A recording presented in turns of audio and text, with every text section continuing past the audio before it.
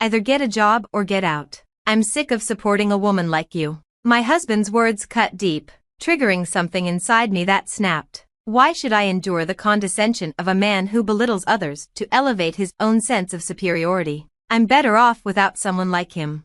My name is Melissa. I'm 36 and I juggle work with homemaking as a freelance illustrator. I've always been passionate about art and pursued it through college. After graduating, I worked at a design firm, but when I turned 30, I decided to go independent. I wanted to express myself creatively on my own terms. At that time, I was single and excited about living life my way.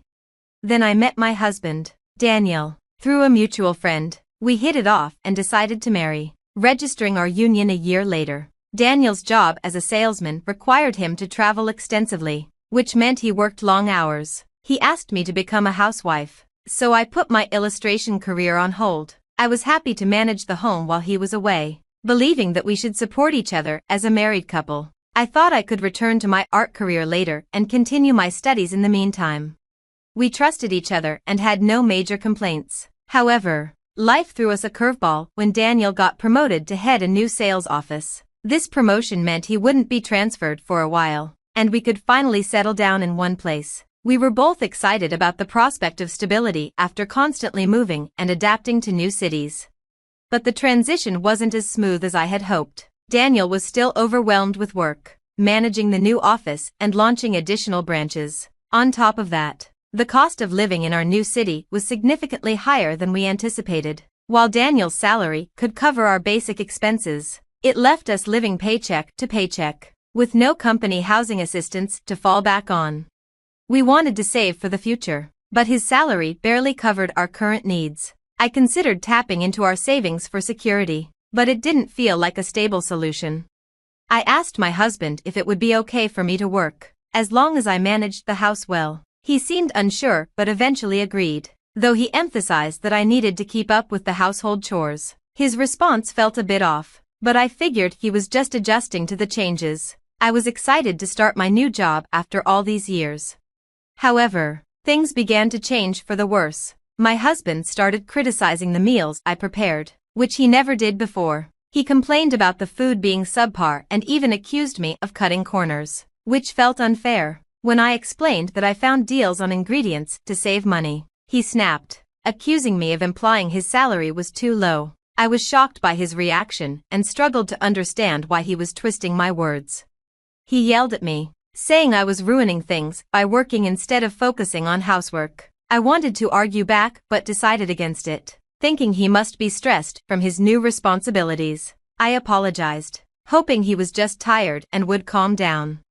Despite my efforts, his attitude worsened. He started nitpicking everything, demanding that I handle chores to his exacting standards, and even questioned where his clothes were or whether I had shined his shoes. He seemed like a different person, constantly yelling and becoming more critical.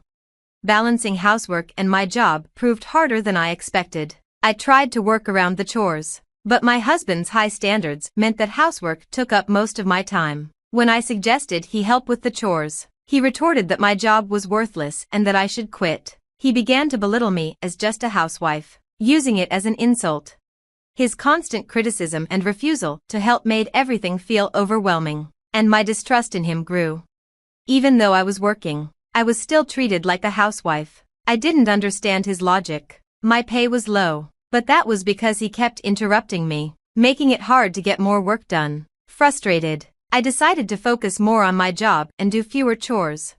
One day, while cleaning, I found his old pay stubs on his desk. Out of curiosity, I looked at them and was shocked to see that his salary was about half of what I had been told. I wondered where the extra money was coming from. He had supposedly gotten a promotion, so why was his salary lower? I couldn't find any old pay stubs from before the promotion, and I felt certain something was wrong.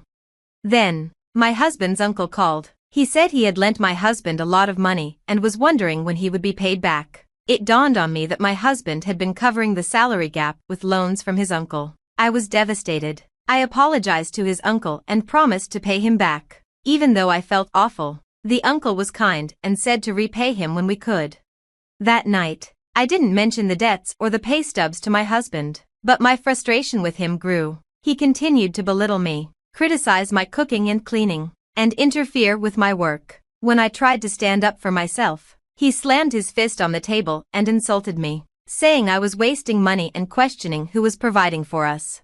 I was done with his behavior. I told him that I was doing my part and that his words were contradictory. I didn't want to put up with his insults anymore. He said I should start earning money if I wanted to complain, and I thought he should do the same. I stayed silent as he continued to insult me, saying I was a burden and that I should leave if I wasn't going to work.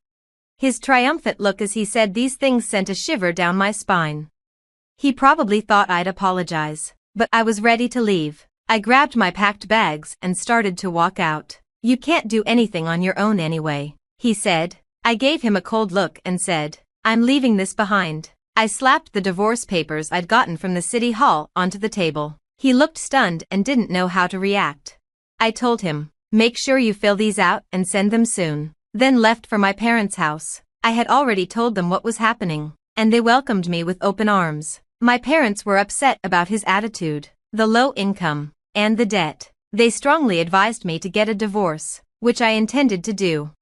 My dad offered to help me find a lawyer if I had trouble with the divorce process. I thanked him for his support, hoping to end the marriage quickly. A week later, my husband showed up at my parents' house.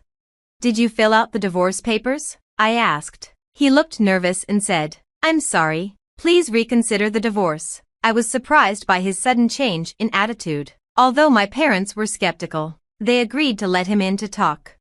It turned out that his promotion was a lie. He had actually been demoted to a less important job and his salary had dropped as a result. He wasn't good at his job and had been shuffled around due to poor performance. Now, he was stuck in a low-ranking position with little chance for advancement.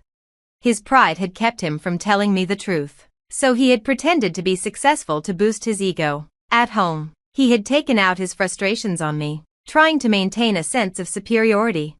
When I left, I had left a copy of my bank statement behind. Even though I earned less than he did, it was still enough to support us. He admitted that he needed me and couldn't afford the rent on his own. He asked if we could try again, promising to change and not make me suffer anymore.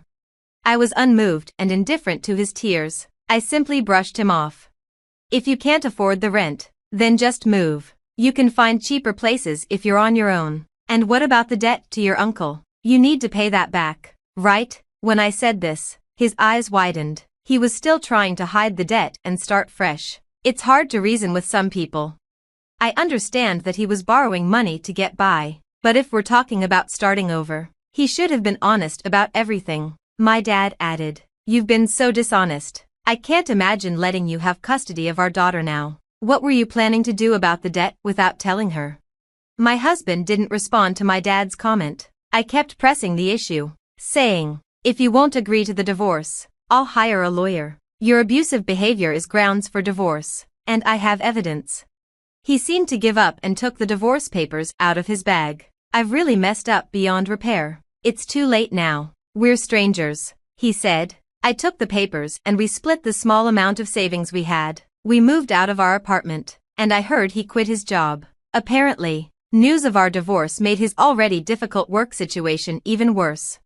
He said he was paying back his uncle slowly and working part-time. After the divorce, he reached out several times, asking to reconcile and saying he realized I was the only one who had been on his side. His constant pleas made me uncomfortable, so I changed my phone number.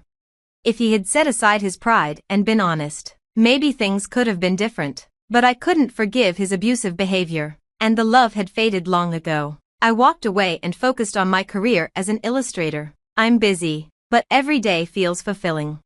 I looked out the window from my computer, thinking about how that moment of courage had changed my life. I'm living my one and only life to the fullest, with no regrets.